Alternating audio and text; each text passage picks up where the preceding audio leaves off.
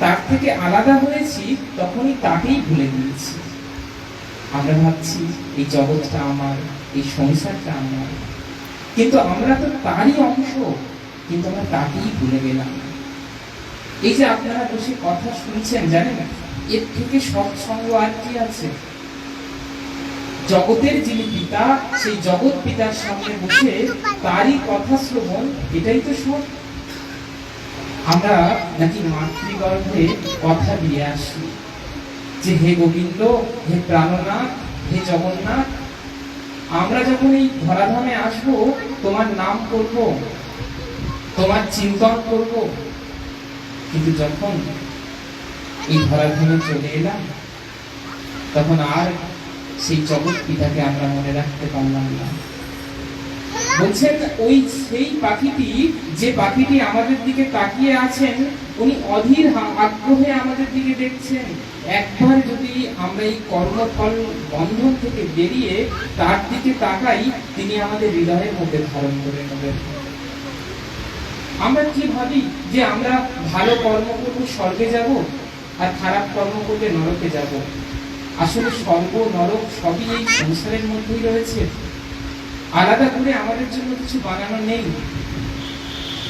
হসপিটালের সব থেকে ক্রিটিক্যাল বেডে গিয়ে দেখতে হয় নরক কাকে বলে, আর স্বর্গ সুখ যদি দেখতে হয় ভগবানের সামনে বসে দেখুন, ওই যে আনন্দ আপনি আর কোথাও পাবেন না। তাই সর্বতভাবে আমাদের কর্তব্য হচ্ছেন সেই ভগবানের চরণে আশ্রয় নেওয়া। তো এই যে জগন্নাথ দেব যিনি প্রকট হলেন আমাদের সামনে, এই জগন্নাথ দেব কিভাবে এলেন সেই কথাকেও ভাগবতের মধ্যে খুব সুন্দরভাবে বর্ণনা করেছেন। বলছেন এই কথা অনেকেই সবাই জানেন কম বেশি। ইন্দ্রদুম্ন মহারাজ ছিলেন যার হৃদয়ের মধ্যে বাসনা হয়েছিল প্রত্যক্ষ ভগবানকে দর্শন করবেন। ভাববেন মানব দেশের রাজা, কিন্তু যিনি রাজা হবেন, যিনি অর্থের মধ্যে থাকেন, প্রাচুর্যের মধ্যে থাকেন, তার মধ্যে ভগবত চিন্তা ছিল। তিনি সর্বতভাবে সবসময় ভাবতেন কিভাবে আমি সেই পরমাত্মা পরম ব্রহ্মকে দর্শন করব। তাই তিনি কি করলেন, রাজ কার্যের মধ্যে, রাজ দরবারের মধ্যে অবশ্যই শ্রী গুরুদেব থাকেন।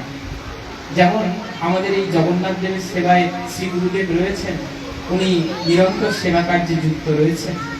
ঠিক অনুরূপ ভাবে মহারাজ ইন্দ্রদুম্নেরও রাজপুরোহিত ছিলেন, রাজগুরু ছিলেন। মহারাজ ইন্দ্রদুম্ন কি করলেন, রাজপুরোহিতকে ডেকে পাঠালেন। রাজপুরোহিত এসছেন, শ্রী গুরুদেব এসছেন। গুরুদেবের চরণের কাছে বসে মহারাজ ইন্দ্রদুম্ন প্রার্থনা করছেন যে আমি প্রত্যক্ষ ভগবানকে দর্শন করতে চাই।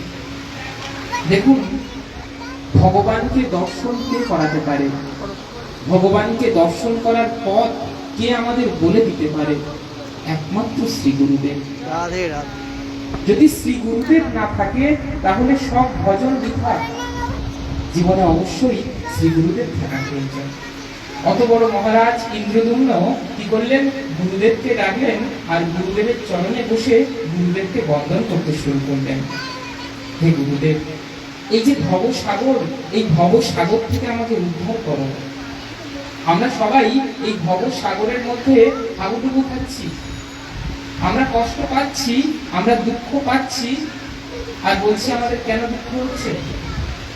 দেখুন এই জগৎ সংসারটাই হচ্ছে দুঃখালয়, দুঃখালয়ম অশাশ্বতম। এই জগতে সুখ বলে কিচ্ছু নেই, এই জগতে সুখ বলে কিছুই নেই। আপনি যতই সুখের পিছনে ছুটবেন দেখবেন দুঃখই আপনাকে আঁকড়ে ধরবে। তাই আসুন সবাই নিজ নিজ শ্রী গুরুদেবকে বন্দন করি। আচ্ছা ঠিক আছে, যারা তিনি আমাদের এই ভবসাগর থেকে তারণ করে নিয়ে যায়, এই ভবসাগর থেকে উদ্ধার করে নিয়ে যায়। ভবসাগরের কারণ ঠিক আছে, ওটা হয়ে গেছে। जय गौ যারা অবিশ্বাস বলিয়ে পরম দয়াল প্রদীপ পাবন শ্রী গুরুদেব কি ভব সাগর তারুণ কারণ হে রবি নন্দন বন্দন খণ্ডন হে ভব সাগর তারুণ কারণ হে রবি নন্দন বন্দন খণ্ডন হে শরণাগত কিঙ্কর ভীতমনে শরণাগত কিঙ্কর ভীতমনে গুরুদেব দয়া করো বিনোজনে গুরুদেব দয়া করো বিনোজনে গুরুদেব দয়া করো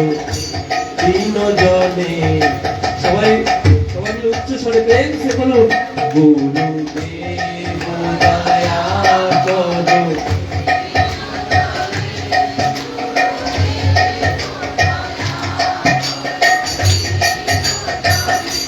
হৃদি সুন্দর তাপস ভাস্কর হে তুমি বিষ্ণু প্রজাপতি শঙ্কর হে পরব্রহ্ম পরাৎ করো বেদ ভালে পরব্রহ্ম পরাৎ করো বেদ ভালে সর্বোচ্চস্বরে গুরুদেব দয়া করো বিনোজনে গুরুদেব দয়া করো বিনোজনে গুরুদেব দয়া করো বিনোজনে মন ধারণ শাসন অঙ্কুশে রাধে রাধে।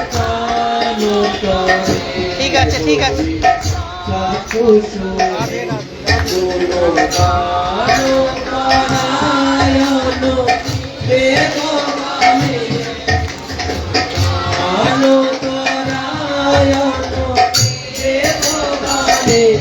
গুরুদেব দয়া করো বিনোজনে গুরুদেব দয়া করো বিনোজনে গুরুদেব দয়া করো বিনোজনে বলি পরম দয়াল প্রদীপ পাবন শ্রী গুরুদেব কি আপনার শ্রী গুরু মহারাজ কি এই সকল গুরুদেব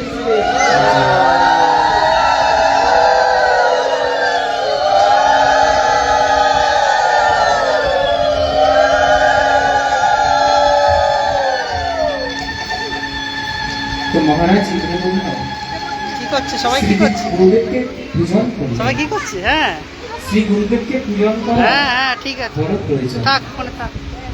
শ্রী গুরুদেবের কৃপা যদি হয়, শ্রী গুরুদেবের করুণা যদি হয়, তবে জীবনের সব অসাধ্যকেও সাধন করা যায়। তাই তিনি গুরুদেবকে পূজন করে বললেন, আচ্ছা। হে গুরুদেব, আমি এই যুগের মধ্যেই প্রত্যক্ষ ভগবানকে দর্শন করতে চাই। আচ্ছা আচ্ছা ঠিক আছে ঠিক সেই আছে। প্রত্যক্ষ ঠিক ভগবানকে আছে। কোথায় দর্শন করা যায়? তখন শ্রী গুরুদেব বললেন, প্রত্যক্ষ ভগবানকে দর্শন করতে গেলে আচ্ছা ঠিক আছে আপনাকে ঠিক আছে যারা যাবো, পরিক্রমা যাবো। করে ঠিক আছে ওটো ওটো। থাকে সেই সমস্ত বৈষ্ণবকে রাধে রাধে। নিমন্ত্রণ করতে হবে। অর্থাৎ যে সমস্ত ব্রাহ্মণগণ তারা পরিক্রমা করেন, অর্থাৎ তীর্থে তীর্থে ঘোরেন, তারাই একমাত্র বলতে পারবেন যে এই প্রত্যক্ষ ভগবান কোথায় রয়েছে। যথারীতি সমস্ত তীর্থযাত্রী ব্রাহ্মণকে মহারাজ ইন্দ্রদম্ন কি করলেন? নিমন্ত্রণ করে আনলেন। সমস্ত ব্রাহ্মণদের বৈষ্ণবদের সমাবেশ হয়েছে আজ। সবার চরণ বন্দন করে মহারাজ নিজের কথা জানালেন।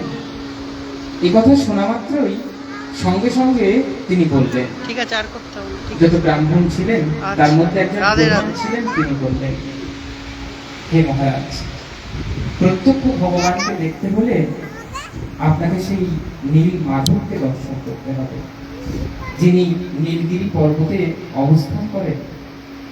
অর্থাৎ উৎকল দেশের মধ্যে আপনাকে যেতে হবে।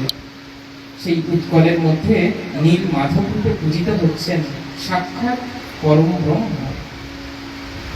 তো মহারাজ যাবেন বলে স্থির আচ্ছা ঠিক করলেন। আছে, আর করতে হবে না। কিন্তু রাজপুরোহিত বললেন, না, আপনি একজন রাজা, আর করতে হবে আর না, ঠিক আপনি আছে। এই দুর্গম পথ সম্পর্কে তো অভিজ্ঞ নন।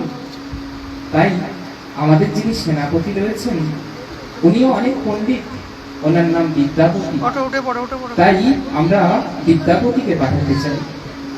রাধে রাধে। মহারাজের আদেশে, শ্রী গুরুদেবের নির্দেশে বিদ্যাপতি সেখানে গেলেন। হ্যাঁ, রাধে রাধে। বিদ্যাপতি যখন উৎকল দেশে পৌঁছলেন, তখন শুনলেন শবরদের রাজা বিশ্বাবসু, এই বিশ্বাবসু এই নীলমাধবের সেবা করে। নীলমাধব কোথায় আছে, নীলমাধবকে কিভাবে দর্শন করব, তার সব বিষয়ে একজনই বলতে পারেন, তার নাম বিশ্বাবসু। কি করলেন? বিশ্বাবসুর কাছে গেলেন। বিশ্বাবসুর একটি কন্যা ছিলেন, নাম ললিতা। তাকে বিবাহ করলেন। দেখুন, যখন কারোর সঙ্গে কোনো সম্বন্ধ হয়, তখনই কিন্তু সে তাকে কোনো গোপন জিনিস ব্যাখ্যা করে থাকে। অর্থাৎ যার সাথে আমার সম্বন্ধ নেই, যার সাথে তোমার সম্বন্ধ নেই, তুমি কি তাকে কোনো গোপন বস্তু বলবে? তাই বিদ্যাপতি অনেক খোঁজ খবর নিয়েও নীলমাধবের কোনো খবর পেলেন না। তাই অবশেষে কি করলেন? বিশ্বাবসুর কন্যাকে বিবাহ করলেন এবং বিশ্বাবসুকে বললেন তার মনের কথা, যে আমি এই যে নীল মাধবকে দর্শন করতে এসেছি। যদিও বিভিন্ন শাস্ত্রে বিভিন্নভাবে ব্যাখ্যা করা আছে, তবুও বলতে হয় বিশ্বাবসু কিন্তু একবারও দ্বিমত করেননি। নিজের জামাতার কথা তিনি ফেলেননি। বিশ্বাবসু বিদ্যাপতিকে দর্শন করিয়েছিলেন সেই নীল মাধব। কিন্তু সব থেকে বিষয় যেটি আশ্চর্যের, নীলমাধব তো দর্শন করালেন, কিন্তু এই নীলমাধব কি প্রকট থাকবেন যতদিন ওই মহারাজ ইন্দ্রদুম্ন আসবেন? বিদ্যাপতিকে বিশ্বাবসু জানালেন যে না, আর কয়েকদিনের মধ্যেই নীলমাধব অপ্রকট হবেন, আর তোমরা তাকে দেখতে পাবে না। কিন্তু এই কথা মহারাজকে গিয়ে বলবে না, মহারাজকে আসতে দাও। ভগবান যদি কৃপা করেন, ভগবানের যদি করুণা হয়, তবে তিনি অবশ্যই তাকে দর্শন করবেন। রাধে রাধে। মাধবের গলায় যে পুষ্পের মালা ছিল, সেই মালাটি নিয়ে বিশ্বাবসুকে দিলেন, বিদ্যাপতিকে দিলেন। বিদ্যাপতি ওই মালাটি নিয়ে মহারাজ ইন্দ্রদুম্নের কাছে ফিরে এলেন। অপরূপ সেই মালা, যে মালার ফুল এক মুহূর্তের জন্য শুকিয়ে যায় না, যে মালার ফুলের থেকে সুগন্ধ নিরন্তর গন্ধে বেরিয়ে আসে। সাক্ষাৎ দেবতারা এসে যে নীলমাধবকে সেবা করে, সেই মালা পেয়ে মহারাজ ইন্দ্রদুম্ন ব্যাকুল হয়ে উঠলেন। আমার ভগবানের মালা যদি এমন হয়, তাহলে আমার ভগবান না জানি কেমন। এদিকে আসো, এদিকে আসো, এদিকে আসো। নীলমাধবের সম্পর্কে শুনতে শুনতে রাজা একেবারে ব্যাকুল হয়ে গেলেন। নীলমাধবকে দর্শন ছেড়ে দাও, করার ছেড়ে দাও, জন্য ছেড়ে দাও, ছেড়ে দাও, ভগবানকে পেতে গেলে, ছেড়ে দাও। হাত দেয় না, হাত দেয় না। ভগবানকে আরাধনা করতে গেলে থাক থাক থাক থাক। সব থেকে বড় বিষয় কি জানেন? থাক, হাত দেয় না, হাত দেয় না। ব্যাকুলতা। যদি আপনার মধ্যে ব্যাকুলতা থাকে, তবেই কিন্তু আপনি ভগবানকে রেখে দর্শন দাও, রেখে করতে দাও। পারবেন। জানেন, একদিন রেখে দাও। স্বামীজিকে ঠাকুর পরমহংস আসলে বলছেন, তুই তো ভগবানকে বিশ্বাস করিস না, তা ভগবানকে পেতে গেলে, ভগবানকে ডাকতে গেলে কতটা ব্যাকুল হতে হয় জানিস? তখন তো স্বামী বিবেকানন্দ হননি, তখন নরেন, বয়সটা অনেক কম। গঙ্গার ঘাটে নিয়ে গিয়ে নরেনকে কি করলেন? গঙ্গার জলের মধ্যে মাথাটা অনেকক্ষণ ডুবিয়ে রাখলেন। ছটফট করতে লাগলেন নরেন। যখন বাইরে বেরিয়ে এসেছে, জল থেকে বের করেছে। বলছেন, গুরুদেব আপনি আমার সঙ্গে কেমন আচরণ করছেন, এটা কেমন লীলা? রামকৃষ্ণ পরমহংস বলছেন, দেখেছিস ওই জলের মধ্যে গিয়ে তোর কেমন ব্যাকুলতা ছিল? কিসের ব্যাকুলতা? বাঁচার ব্যাকুলতা। যদি মারা যাই, যদি দম আটকে যায়, ওই ব্যাকুলতা যেদিন ঈশ্বরের প্রতি আসবে সেদিন জানবি তুই মাকে পাবি। মা কালীর এত বড় ভক্ত রামকৃষ্ণ পরমহংসদেব যে নিজে হাতে মাকে খাইয়ে দিতেন। লোকে বলতো পাগল, কিন্তু রামকৃষ্ণদেব জানতেন মা কখনো মুখ বাড়িয়ে খাবেন না,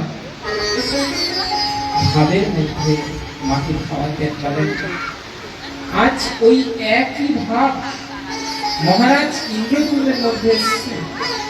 কাকে? ওই নীল মাধবকে দর্শন করার জন্য। তাই বিদ্যাপতিকে সঙ্গে নিয়ে, সমস্ত প্রজাদেরকে সঙ্গে নিয়ে উৎকল দেশে চলে গেলেন। খুব মন দিয়ে শুনবেন, উৎকল দেশের মধ্যে মহারাজ একা গেলেন না। আমরা যখন ভগবানকে দর্শন করতে যাই হয়তো একা বেরিয়ে যাই, কিন্তু যিনি রাজা তিনি চাইলেই একা চলে যেতে পারতেন, কিন্তু তিনি একা যাননি। সমস্ত ভক্তদেরকে সঙ্গে নিয়ে, সমস্ত রাজ্যবাসীকে সঙ্গে নিয়ে বললেন, আমরা উৎকলের মধ্যে নতুন রাজ্য প্রতিষ্ঠা করব। এখন থেকে আমরা সবাই ওই উৎকলের মধ্যে থাকব। সবাইকে নিয়ে মহারাজ ইন্দ্রদুম্ন চলে এলেন উৎকলে। কিন্তু একই উৎকলে যখন এলেন, দেখলেন চারিদিকে সবকিছু ধ্বংস হয়ে গিয়েছে। উৎকলের যিনি রাজা ছিলেন তিনি এসে নিবেদন করলেন, হে মহারাজ ইন্দ্রদুম্ন, আপনি অনেক দেরি করে ফেলেছেন। নীল মাধব তো আছেন, নীল মাধব ছাড়া এই উৎকলের আর কিছুই ঠিক নেই।